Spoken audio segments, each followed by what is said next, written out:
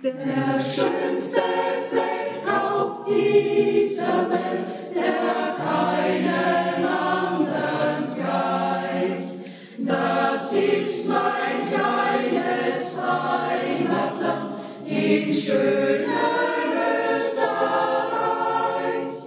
Ein herrlich schöner Garten, wie ich noch keinen fand. Ein aufgeschlagenes Märchenbuch aus Gottes Meisterhand.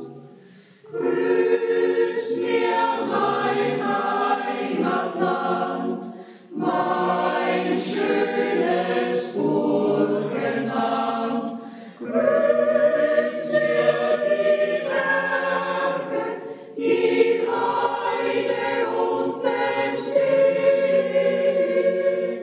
Grüß mir die Berge, die Heide und den See.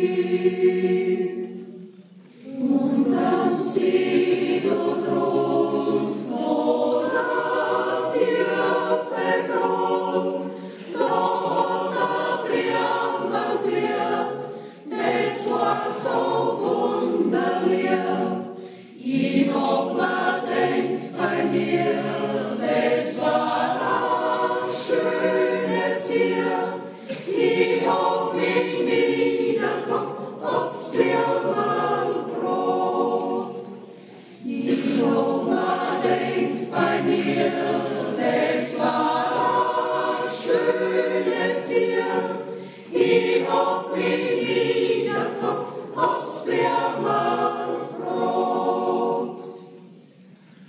Und wir ist so am Betrug, doch fangt's frei an zum Klo. Es schaut mich traurig an und sagt, was hast davon? Ich kann jetzt nicht